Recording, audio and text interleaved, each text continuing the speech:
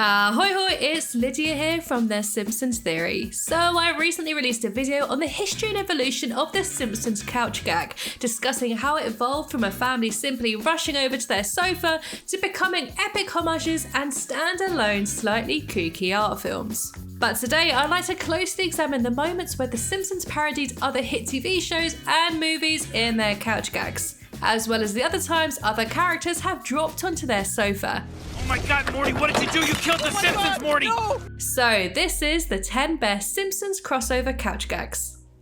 Saberspark has dropped in to help me out with this list, which is a crazy crossover in itself just for me. Saber is one of the biggest animation review channels on YouTube, and he's someone I've been watching for years. So who better to look at some couch gags with and discuss crossovers? Hey, thanks Lydia.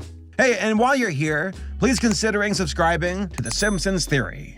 It really does help the channel. So, kicking off this video, we have the Flintstones. Like cavemen are to us, if there were no Flintstones, there would be no Simpsons. The modern Stone Age family first appeared on TV screens all the way back in 1960, and it was, at the time, the most successful primetime animated sitcom. It wasn't until decades later that The Simpsons managed to duplicate the success. Both shows are often compared, and for good reason. I mean, you just have to look at the opening sequence. Middle-aged guy finishes work, excited about it, rushes into car, drives through town, and at the end, he settles in with his family. Both Fred and Homer even had a best friend called Barney Rubble and Barney Gumble. Not a coincidence. Groening even based Homer's beard line on Fred's. But enough about similarities. The two families crossed paths in 1992. During the couch gag, the Simpsons rush into the living room to find the Stone Age family settled on their couch. Although it's only brief, it was great to see our two favorite fictional families finally meet. The Simpsons even paid homage to the Bedrock Clan many times throughout the show. There was the unforgettable time when they parodied the classic opening, when Homer finishes work and sings his own version of the theme song. He's the greatest guy in history. From the town of Springfield, he's about to hit a chestnut tree. Fred Flintstone even resided over the court battle of Duff versus Pawtucket Ale in the Family Guy crossover, which is a funny meta reference to the fact that both Homer and Peter are imitations to the true original, Fred Flintstone. So a simple but fun couch gag that pays homage to what came before. Number 9, Marvel. With Marvel being as huge as it is, it comes to no surprise that there have been a few Marvel-inspired couch gags, including an appearance from a certain mad almighty purple titan. I am inevitable. In a 2019 couch gag, Thanos uses Maggie's pacifier as his final Infinity Stone and snaps the family into dust. Just like he did at the end of Infinity War. Poor Groot. Maggie crawls up and sits next to Thanos, and the Mad Titan, no stranger to adopting children, probably took the youngest Simpson as his new protege. Let's just hope he didn't do the same thing as he did to Gamora. But this isn't the only time that we see the Infinity Gauntlet used in a Simpsons episode. In Treehouse of Horror 13, Kang uses the glove to turn a small army into a pile of ashes. And then there's the X-Men couch gag that sees the family dressed up as the famous mutants. Stan Lee, ever the opportunist, even pops in to say, "There's nothing too short that I can't cameo." Of course, referencing his many cameo appearances throughout the Marvel movies. By the way, what's your favourite Stan Lee cameo? Mine has to be his appearance in Guardians of the Galaxy, which proves that he has been a watcher the whole time. And speaking of Stan the Man, the comic great has guest starred himself in a few other episodes. He appeared in the season 13 episode I Am Yellow, where he rocks up to Android's dungeon, much to comic book guys' amazement. But the comic great outstays his welcome when he starts harassing customers. Look, he's fitting right now. This is also the same episode that we see Homer transform into the ingestible bulk. Number 8, Avatar. In season 27, The Simpsons spoof the sci-fi hit Avatar. The sequence opens with the family getting into their ponds, where their minds are transferred into Na'vi bodies. Bart manages to tame the wild couch, and rides it down so everyone can sit on it. The couch gag ends with Bart plugging Homer's hair braid into a wall socket. On a separate note, I always found it odd that the Na'vi forced their hair plugs into animals to ride, the same animal hair plugs they used to have sex. But let's not get into that. This was a really fun segment, and how the makers swapped flying creatures for couches was pretty funny. It's always amazing to me how the show can morph the couch into any possible scenario. We got another Avatar parody the next year in the Treehouse of Horror 22, with a segment called In the Na'vi. In order to reap more hilarium from Rigel 7, Bart is sent undercover in an Avatar body in order to gain the trust of the natives first. But much like the movie, he ends up falling in love with the local alien and ends up getting her pregnant. An all-out war ensues, with Bart killing Super Nintendo Chalmers. Number 7, Futurama. In 2014, we finally got the crossover we were all waiting for, called Simpsonrama, where the Simpsons family finally meets the Planet Express crew. It's like when you finally introduce your boyfriend or girlfriend to your family for the first time and you don't know how they're gonna react, but it's pretty interesting to see the two worlds collide. Don't mention her eye, don't mention her eye. Don't mention her hair, don't mention her hair. This was a dream mashup for many fans who grew up watching both shows, but right before the episode, we got a fun Futurama-inspired couch gag. When the Simpsons sit down, Heather Limsbot appears and gives Homer a very intimate massage. The bot first appeared in the Futurama episode Crimes of the Heart, where he is one of the many robots accused of causing global warming. I apologize for nothing. And he popped up in a few episodes since then, always indulging in self-pleasure. We also got another Futurama couch gag over a decade earlier in 2001. Number 6, Disney. Before the House of Mouse bought 20th Century Fox, Put on the ears, boy. something the Simpsons predicted, by the way, the show had parodied and poked fun at Disney for years. In season 6, we got a Disney-inspired rubber hose couch gag that references the old era of Mickey Mouse shorts. And in season 26, the show parodied the biggest animated film of all time, Frozen, with Lisa stepping in to play Elsa. And just like the iconic scene from the film, Lisa creates her own ice palace. Ay, caramba!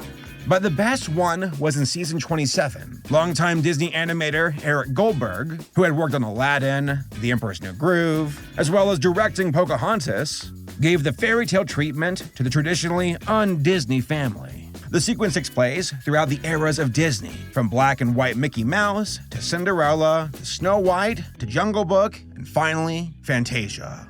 This has to go down as one of the most beautifully animated moments in The Simpsons ever. Number 5, Star Wars. In season 20, we got to see the badass bounty hunter himself, Boba Fett. When the Simpsons run to the couch, Boba freezes them in carbonite and takes them away. This is of course a reference to The Empire Strikes Back, when Boba freezes Han Solo in carbonite and takes him to see Jabba the Hutt. Ultimately, the bounty hunter would fall into a Sarlacc pit.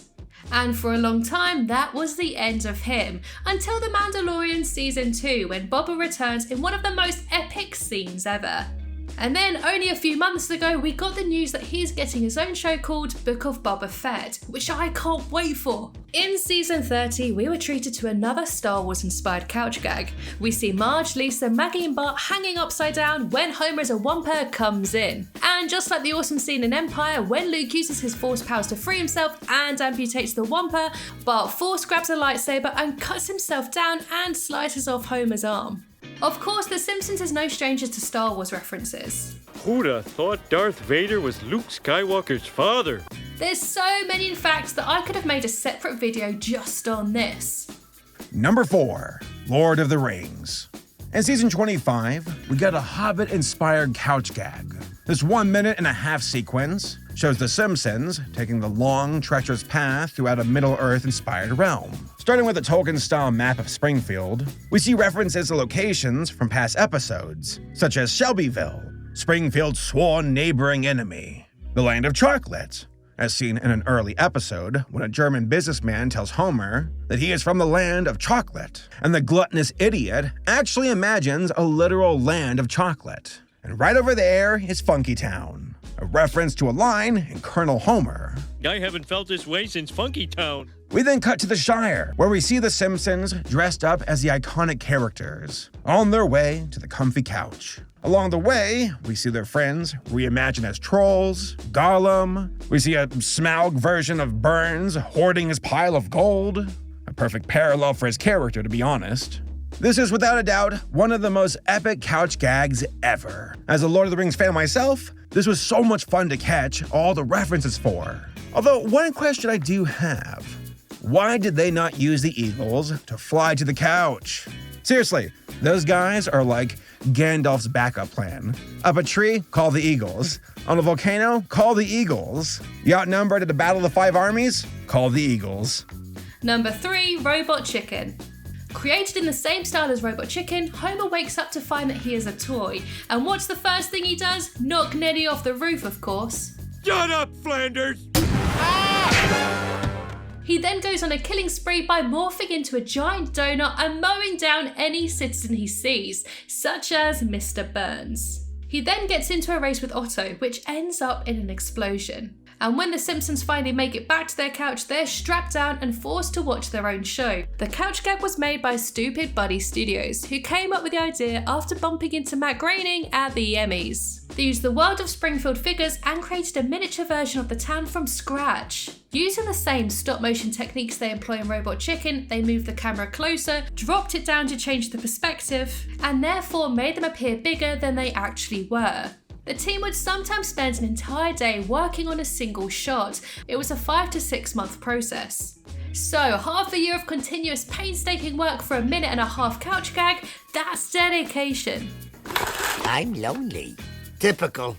After seeing this, I'd personally love to see a full episode in this style, similar to the Brick Like Me episode, where Homer sees everyone as Lego figures. But seeing as how long it takes to make just the intro, we can calculate that this would probably take around 8 years for a 24-minute episode. Unless I've made a horrible mathematical error. Probably.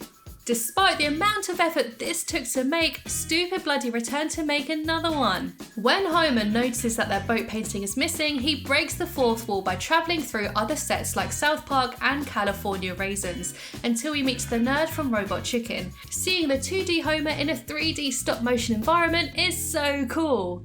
Number 2, Adventure Time.